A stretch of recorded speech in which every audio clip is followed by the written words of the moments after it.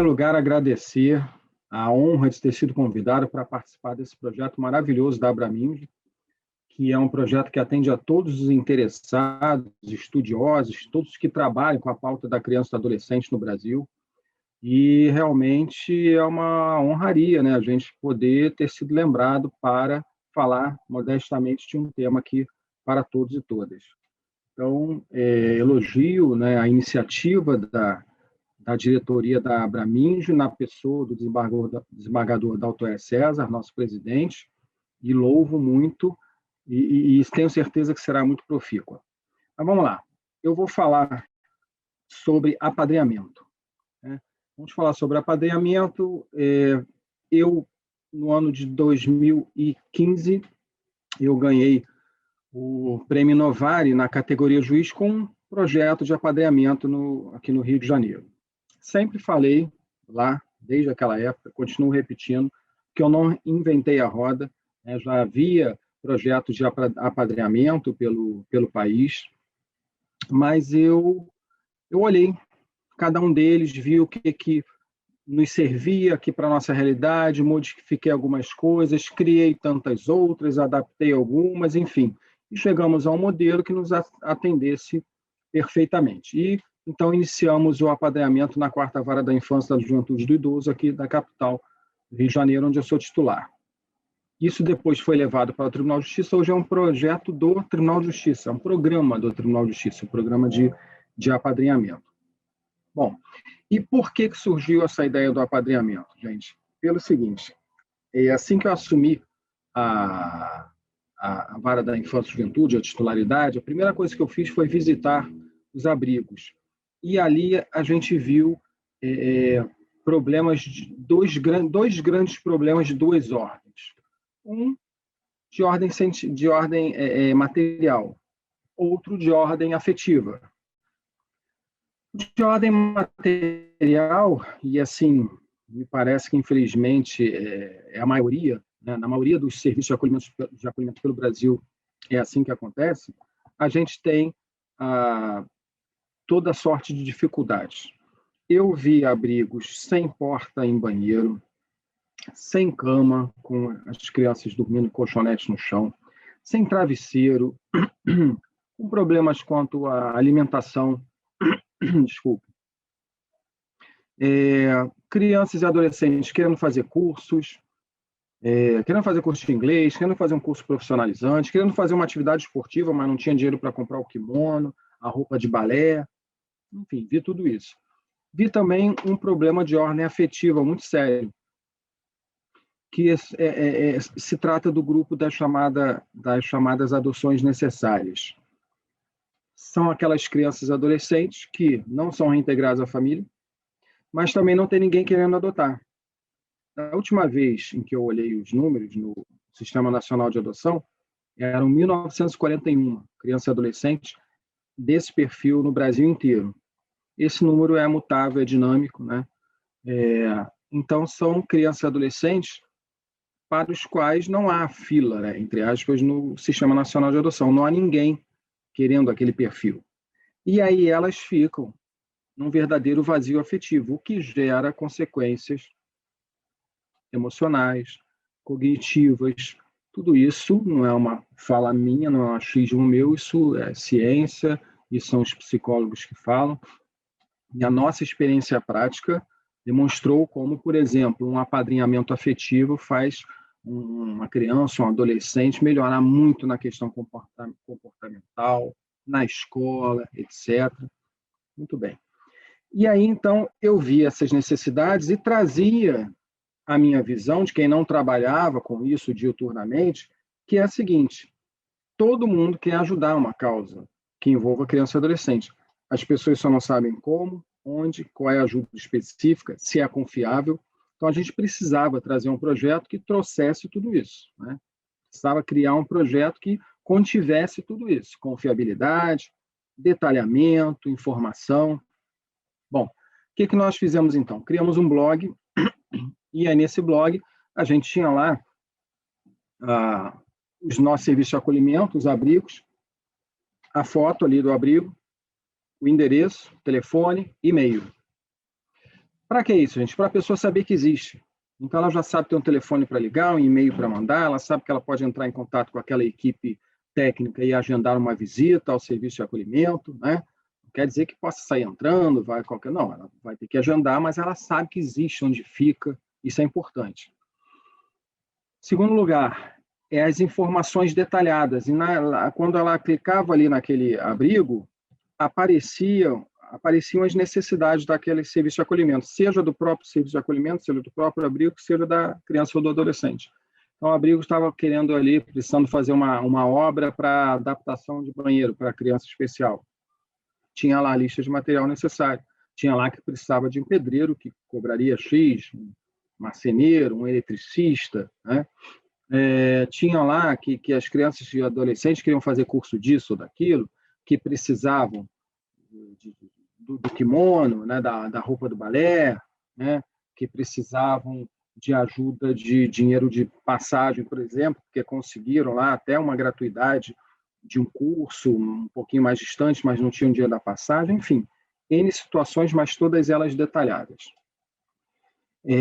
Além disso, isso é muito importante, gente, para o projeto, não vai dinheiro na mão de ninguém da vara da infância e juventude, não vai. Então, o padrinho ele vai ver aquela necessidade, ele vai ajudar diretamente. Isso traz uma confiabilidade. Não é um projeto em que a gente fala, olha, por favor, ajude no apadrinhamento, deposite valor na conta tal. Não é isso. Não é isso. Então, quando as pessoas começaram a vislumbrar tudo isso, elas começaram a confiar e ajudar muito. E aí, gente, eu sempre digo que o apadrinhamento é jogar uma pedrinha no lago. As ondas começam a se abrir, vão se alargando, e você não sabe onde vai chegar. Você começa com quase nada, como a gente começou o nosso projeto, você não sabe onde vai chegar. O tal blog que a gente fez ali, muito humildezinho, mas funcional, né? Nos atendia bem, ele virou uma página, www.apadrinhar.org. E essa página foi feita de graça por uma empresa que quis ajudar, né, o projeto de apadrinhamento, que fez campanhas no Facebook impulsionadas, né, mais gratuitas para a gente, que conseguiu, com uma produtora de São Paulo, fazer um filme que está lá no apadrinhar.org e que a gente conseguiu passar numa TV aberta, num canal de TV aberto, durante uma semana. E nessa uma semana a gente conseguiu 888 novos padrinhos. E passava a tarde da noite. Tal. Quer dizer, então, vale a pena investir no apadrinhamento. Tá. Mas o que é o apadrinhamento em termos de direito? Gente, o apadrinhamento, ele desde sempre foi feito pelo serviço de acolhimento de maneira informal. E a gente trouxe, né, e eu até vou disponibilizar para vocês, a gente criou um ato, né, no Tribunal de Justiça que fala do apadrinhamento, tem um modelo de portaria para o juiz que quiser instituir ali o apadrinhamento na sua vara, tem os modelos todos ali, né, todo o regramento está ali, eu vou disponibilizar isso para vocês. Então, tudo isso era feito de maneira informal pelos abrigos. A gente trouxe, então, alguma regulamentação, mas em 2017 o apadrinhamento entrou no Estatuto da Criança e Adolescente. Tem previsão expressa hoje, lá no artigo 19b, veio pela Lei 13.509, de 2017. Meu ver, com algumas falhas, né? Pequenas falhas, mas importantes, mas assim, talvez falhas redacionais que a gente resolva com a interpretação. Por quê? Porque o artigo 19b ele diz no caput: a criança e adolescente em programa de acolhimento institucional familiar poderão participar de programa de apadrinhamento. Tudo bem. Lá no parágrafo 5º, diz o seguinte: os programas ou serviços de apadrinhamento apoiados pela Justiça da Infância e da Juventude poderão ser executados por órgãos públicos ou por organizações da sociedade civil. Então, fala que as crianças e adolescentes poderão participar, que esses programas poderão ser executados por órgãos públicos ou organizações da sociedade civil. Gente, não, a meu ver, a falha foi essa, né? A falha foi da lei de não dizer expressamente que o Poder Executivo deverá criar programas de apadrinhamento. Então, nós, judiciário, muitas vezes o fazemos exatamente pela ausência do Poder Executivo assumindo essa frente, né? Mas não é uma mera faculdade. Então, a meu ver, temos que ler esse poderá, ou poderão, como deverão. Não é uma mera faculdade. não não é uma mera faculdade, é um poder-dever. Melhor que isso, é um dever-poder. É um dever-poder, porque é direito fundamental da criança e do adolescente o direito à convivência familiar e comunitária. A gente vai ver que o apadrinhamento também propicia isso e N outras vantagens que o apadrinhamento traz. Então, se é um direito fundamental, não deve ficar ao alvedrio, a um gostar ou não gostar, a um querer fazer ou não querer fazer de um administrador, né? Ele tem que instituir aquele programa de apadrinhamento. Então, a meu ver, em primeiro lugar, isso, inclusive, deve ser cobrado pelo Ministério Público, em ações civis públicas, por exemplo, né? E há substrato jurídico para decidir pela obrigatoriedade da criação desses programas de apadrinhamento. Muito bem. Ainda dentro do artigo 19b, houve uma redação também complicada, existe uma redação complicada, no parágrafo 2º, que diz lá: podem ser padrinhos ou madrinhas pessoas maiores de 18 anos não inscritas nos cadastros de adoção. Podem ser padrinhos ou madrinhas, mais de 18 anos, não inscritos no cadastro de adoção, ou seja, não habilitados, desde que cumpram os requisitos, etc. e tal.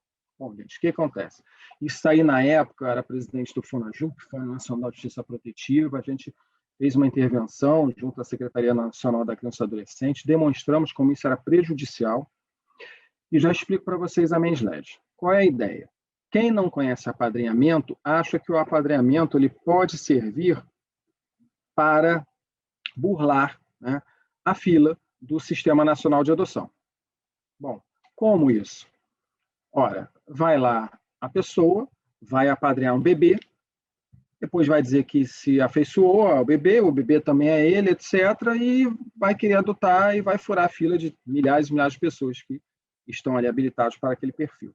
Então, isso é exatamente o pensamento de quem desconhece apadrinhamento. Por quê? Porque não é qualquer criança ou adolescente que podem ser apadrinhados, né? Só aqueles que não estejam havendo nenhum trabalho de reintegração familiar e que não haja ninguém querendo adotar.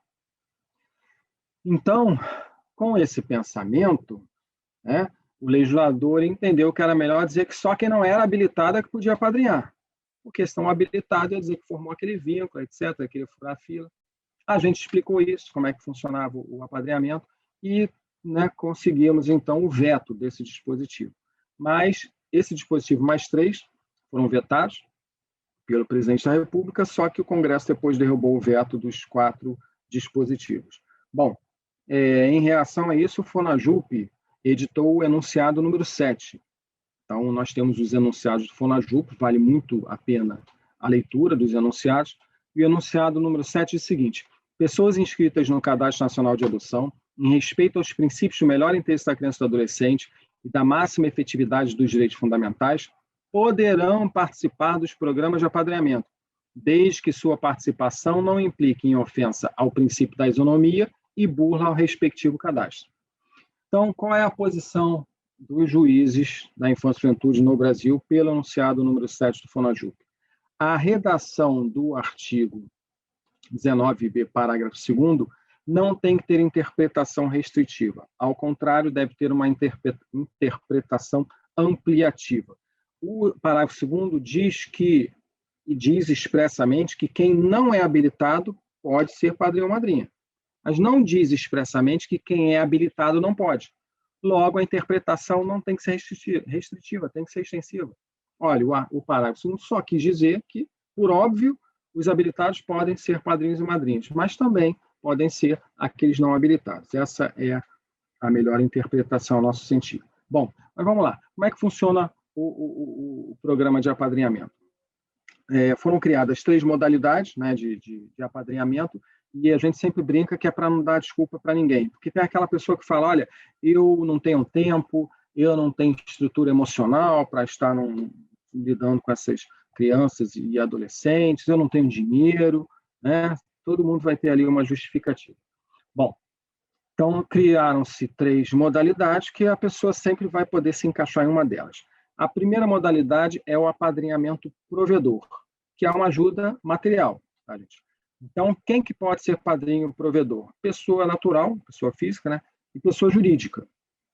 E aqui não vai precisar de processo de habilitação para apadrinhamento, de estudo social, estudo psicológico, que é a mera ajuda material. Daí a necessidade de detalhar o que precisam os serviços de acolhimento, de forma bem especificada, tá, gente? Bem destacada, porque as necessidades de um abrigo de bebês são diferentes das necessidades de um abrigo de adolescentes, do sexo feminino, que são diferentes do adolescente do sexo masculino, e por aí vai.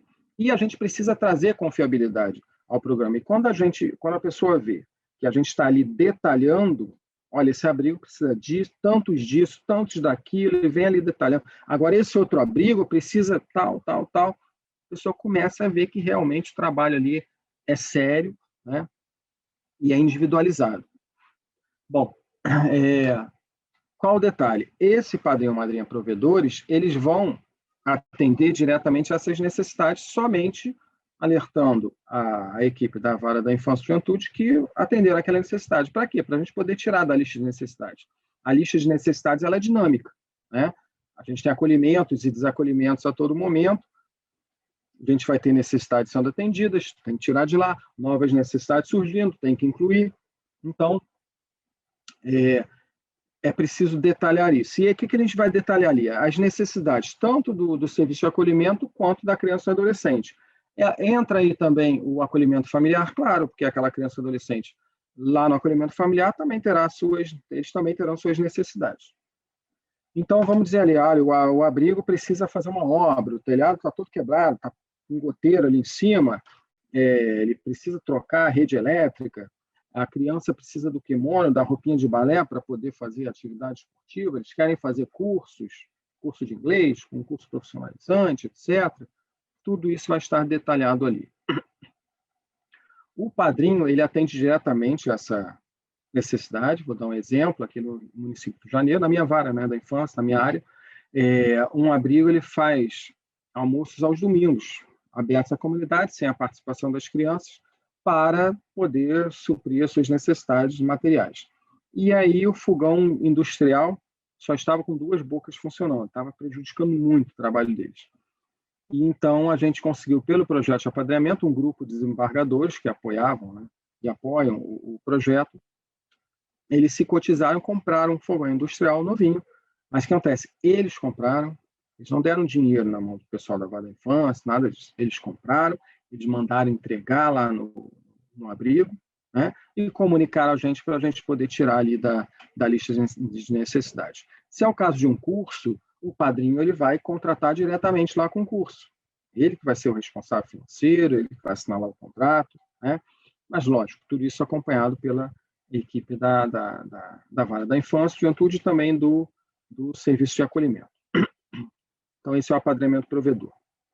Segunda modalidade é o apadrinhamento colaborador ou prestador de serviços. Quem que pode ser padrinho colaborador? Também pessoa natural e pessoa jurídica. Então, nessa modalidade de apadrinhamento, o que nós temos é a pessoa, ela doando sua expertise, né? Sua atividade profissional, seu conhecimento profissional. Então, vai ser um psicólogo, atendendo ali gratuitamente, um dentista, um médico, um pedreiro, um marceneiro, um professor. Então, isso tudo vai ter avaliação, né, da equipe, do juízo, do abrigo, o que necessita, como pode participar, como isso vai ser supervisionado. Se for um serviço em que esse profissional vai ter um contato direto lá com a criança, com o adolescente, aí precisa de um estudo social, um estudo psicológico. Lógico, a gente precisa saber quem está ali lidando com aquela criança, com aquele adolescente. Agora, se não, vou dar um exemplo, é um pedreiro que vai lá e emboçar uma parede.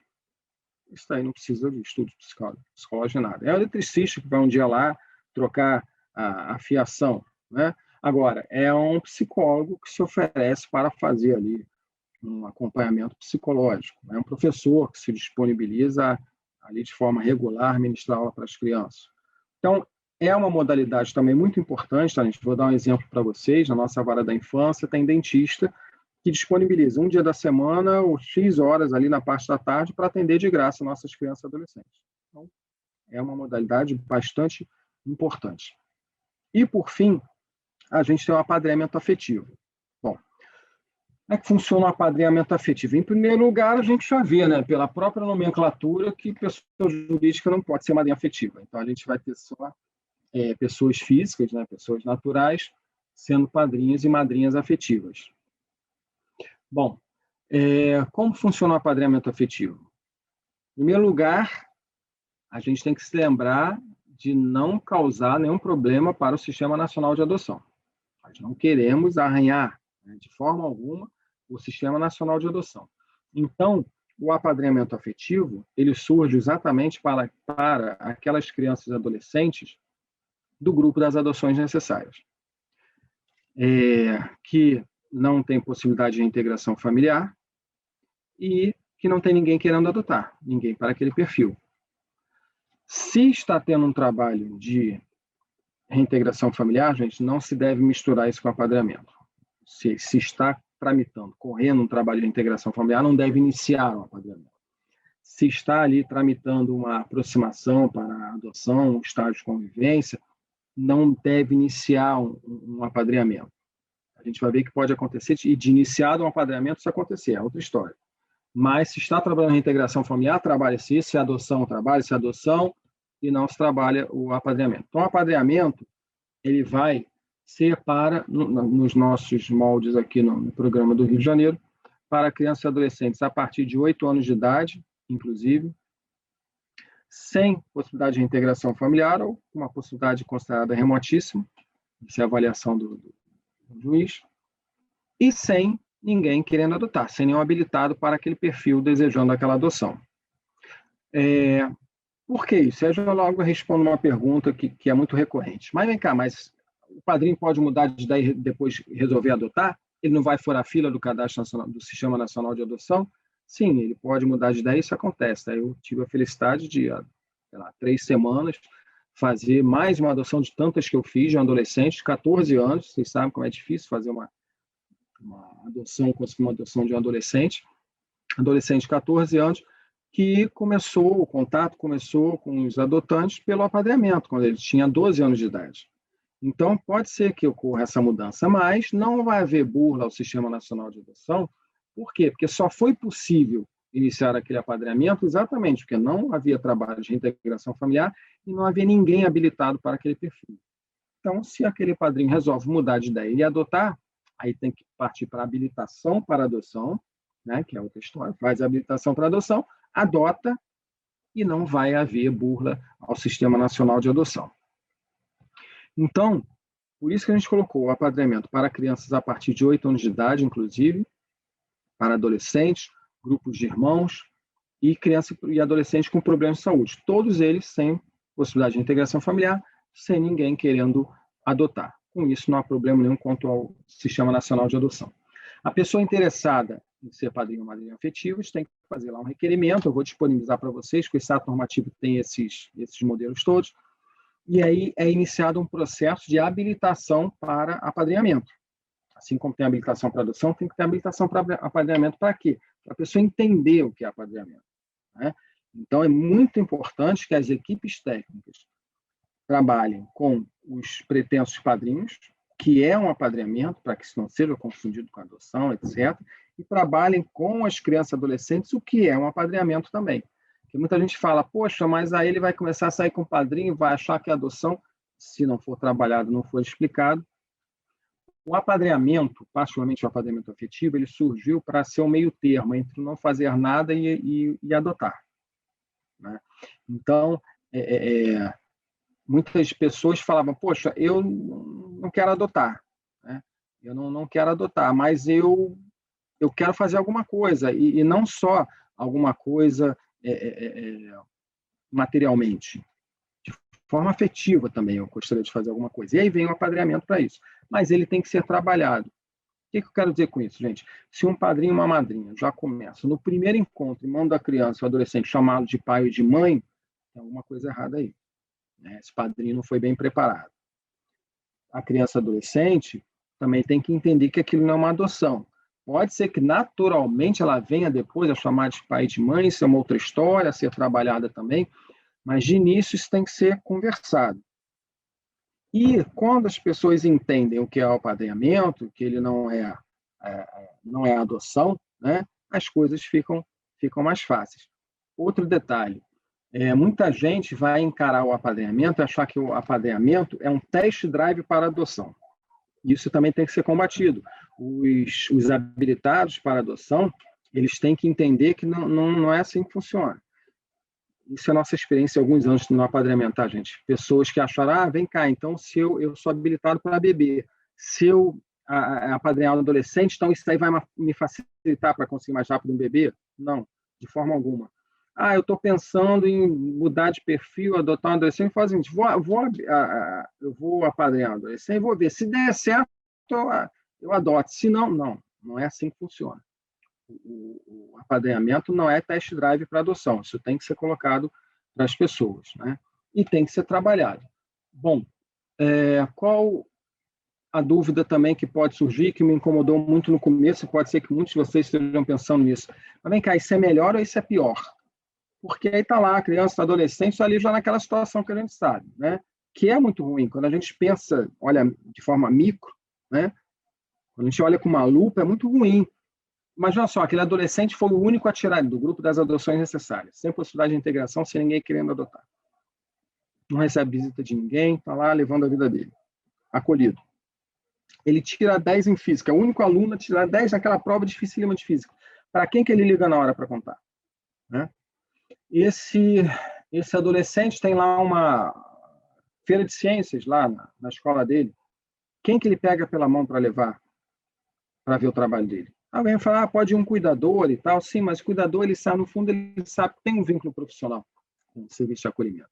É diferente de uma pessoa que chega perto dele, se aproxima somente pela questão emocional, afetiva. É diferente. Então, eles estão nesse vazio afetivo e aí a gente pensa, caramba, mas aí vai pegar lá para o final de semana, vai pegar na sexta-feira, vai levar, depois no domingo, vai devolver, poxa, aí ele vai lá, fica no final de semana na sua casa, vê o teu convívio familiar, vê tudo aquilo e volta para o abrigo, se é pior, é melhor. Gente, é melhor. Como é que eu sei disso? Isso me incomodou muito no começo. Eu vi várias matérias sobre isso, com pessoas que passaram pelo apadrinhamento de maneira formal, né? Perdão, de maneira fática, né? Porque os abrigos sempre fizeram apadrinhamento, mas de maneira fática. E falavam bem disso. E eu já estive com mais de uma pessoa que passou pelo apadrinhamento, já uma moça com 2 filhos, um homem lá também com filhos, e eles falaram como foi bom o apadrinhamento, que antes eles não tinham perspectiva nenhuma. E eles ficavam, a partir do apadrinhamento, naquela ansiedade, né? De chegar lá aquele momento, estarem com os padrinhos e as madrinhas. Eles falaram que aprenderam a não falar palavrão, não jogar papel no chão, os padrinhos ficavam em cima deles para estudar, um falou que só se formou por causa dos padrinhos, e que mesmo depois dos 18 anos, essas relações foram mantidas, e aqui é muito importante. No apadrinhamento afetivo, pode não haver adoção, na maioria dos casos não vai haver, mas a referência fica, e aí completa 18 anos, você sabe, tem que sair lá do abrigo, do serviço de acolhimento, do município. Mas ele tem uma referência, isso é muito importante. E ele até mostrou, esse homem mostrou lá, ele com 2 filhas, os padrinhos afetivos dele foram padrinhos de casamento, são padrinhos das 2 filhas dele, quer dizer, bem bacana a história. Então, no apadrinhamento afetivo, a criança e adolescente ela vai passar a ter essa perspectiva que antes não tinha. Mas, repito, isso tem que ser bem trabalhado, tanto com a criança, o adolescente, quanto com esses padrinhos, e tem que ser acompanhado. Tem até um termo de compromisso que a gente criou para o padrinho assinar, né, para ele não simplesmente acontecer um problema na vida dele, ele virar a chave, some de repente, desaparece, né? A gente precisa que ele saiba da responsabilidade de estar ali com aquela criança e com aquele adolescente. Então, apadrinhamento afetivo para essas crianças e adolescentes do grupo das adoções necessárias. Perguntas frequentes, mas vem cá, mas crianças e adolescentes podem ter mais de um padrinho ou madrinha? Eu sempre brinco, se o Roberto Carlos pode ter 1 milhão de amigos, por que nossas crianças e adolescentes não podem? No seu convívio familiar não é assim? O teu filho não tem um tio, a tia, o o cunhado lá de não sei quem, o amigo da família e tal, por que, que a criança não pode agora? É lógico, esses padrinhos têm que atuar de forma ajustada. Eu tenho um caso de duas madrinhas, de dois irmãos, né, que tem duas madrinhas diferentes, mas eram super combinadas, combinavam. Uma pegava na sexta-feira, porque tinha uma festa aonde, e no sábado deixava lá na casa da outra, que no domingo ia levar para não sei aonde, que entregava no abrigo, quer dizer, uma coisa super ajustada. Outra dúvida, mas e se depois de iniciado o apadrinhamento surge, então, uma possibilidade de reintegração familiar? Já aconteceu na minha vara da infância e juventude. Ou surge uma possibilidade de adoção? Também já aconteceu. Aí também é trabalho de equipe técnica, né? Esse padrinho, essa madrinha, podem ajudar muito nesse trabalho. Agora, não é fazer o que já aconteceu, infelizmente, num abrigo, e quando surgiu a possibilidade de adoção, o abrigo proibiu, sem eu saber, lógico, né? Proibiu a madrinha de aparecer, de telefonar, e disseram para a criança que ela tinha viajado. Quando eu soube disso, eu falei, gente, mas vocês disseram que ela viajou para onde? Para lá em cima do Tibete, onde não tem nem telefone, porque hoje em dia qualquer pessoa liga de qualquer lugar, mesmo que seja cobrar, né? Isso foi uma violência com aquela criança e acaba dando problema na adoção, porque ela gostava muito daquele padrinho, daquela madrinha, de repente não pode mais vê-lo porque surge uma terceira pessoa que ela nunca viu na vida. Vai dar problema, claro. Então, tem que prosseguir com esse apadrinhamento, mas tem que haver um acompanhamento, um preparo, para que esses padrinhos vão perdendo espaço aos poucos para que essa família, né, ela vá ocupando um lugar aos poucos. E pode continuar a relação desses padrinhos e madrinhas com a criança depois que houver a adoção, depois que houver a reintegração familiar? Pode, gente. Isso é lógico, vai depender da concordância dos responsáveis legais, mas eles têm que ser orientados a permitir. Por quê? Porque são relações saudáveis, né, para essa criança e adolescente, né? Então, por que ela não pode somar nessas relações? Então, para fechar, gente, porque eu não quero aqui passar do tempo que me foi concedido, eu digo para vocês o seguinte: trabalhem o apadrinhamento, cobrem que seja trabalhado o apadrinhamento, porque ele traz vantagens inúmeras para a criança, para o adolescente. Eu já ouvi de várias pessoas diferentes, já ouvi de diretora de escola, vem cá, adolescente tal, né, porque tinha muita conversa com a equipe do abrigo, é uma escola próxima ao abrigo, então muitos adolescentes do abrigo estudavam ali. Aí eu soube que adolescente tal começou um apadrinhamento, foi. Ah, poxa, olha, na escola ela mudou completamente, comportamento, notas, etc. e tal. Então, aquela criança ou adolescente que viveu naquele vazio afetivo passam a ver que tem alguém que realmente gosta deles, que se importa com eles, e isso faz toda a diferença. Então, vale muito a pena trabalhar o apadrinhamento em todas as modalidades, particularmente o afetivo. Ele pode, sim, virar adoção. Em 2018, eu fiz 10 adoções de adolescentes. Eu sentenciei 10 adoções de adolescentes que começaram pelo apadrinhamento. Pessoas habilitadas para bebês que, de repente, foram lá e resolveram adotar, padrinharam e depois resolveram adotar. Então, isso também pode acontecer. Quando eles saem dos abrigos aos 18 anos, eles continuam com uma referência. Inclusive, o filme que vocês vão ver no www.apadrinhar.org foi feito com pessoas ligadas ao apadrinhamento e vai mostrando diferentes fases da vida. O primeiro que mostra um garoto já grandinho, por quê? Porque não vai mostrar bebê, porque, em regra, não vai estar, não sei que tem um problema de saúde muito grave, não vai estar no apadrinhamento. E aí mostra em situações diferentes, vendo um futebol na televisão, né? Aí um lá que se acidentou e está sendo cuidado, mas que vê que está uma idade maior, e depois uma moça que está casando, aí depois tem uma filha e os padrinhos continuam presentes, né? Porque isso é uma relação afetiva que vai marcar e vai ficar para a vida toda. Então, fecho minha fala dizendo, dever do poder público, de forma geral, proporcionar o apadrinhamento em todas as suas modalidades para as crianças e adolescentes, porque é um direito fundamental dessas crianças e adolescentes. E não cabe ao promotor de justiça, não cabe ao juiz de direito entenderem, olha, eu não gosto do apadrinhamento, eu não vou trabalhar isso aqui. Eu acho que isso pode não ser bom, então não vou trabalhar. Porque primeiro que é um direito fundamental já trazido lá no Estatuto para criança e adolescente. E, em segundo lugar, que quem vai sofrer as consequências desse não gostar não vai ser ele, juiz ou promotor, vai ser a criança ou adolescente. Né? Porque repito, para esse que tem, por exemplo, o apadrinhamento afetivo, depois de 18 anos, eles saem do abrigo com uma referência. Agora, aquele que deu, né, o azar de ficar ali numa vara da infância, que ou o juiz ou o promotor, ou os dois, não gostaram do apadrinhamento, não trabalharam, quando ele sai do abrigo, ele sai com 18 anos para ter que tocar a vida dele sozinho, né? Então, é direito fundamental da criança e do adolescente, tem que ser cumprido, tem que ser ofertado por toda a administração pública, pelo Poder Executivo, é a sede, a meu ver, melhor e correta, né, para ofertar esse apadrinhamento. Agora, se não estiver ofertando, muitas vezes o judiciário acaba também colocando, trabalhando com a sua equipe, então até a equipe própria ali, equipe técnica do juízo, para propiciar esse apadrinhamento. Então, vou disponibilizar para vocês o nosso material do apadrinhamento, o ato normativo, vou disponibilizar também matérias jornalísticas sobre apadrinhamento, para vocês verem vários casos bacanas, emocionantes sobre apadrinhamento e verem que vale muito a pena trabalhar isso. Então, parabenizo mais uma vez a Abraminge e agradeço de coração a honra de poder participar desse projeto. Muito obrigado.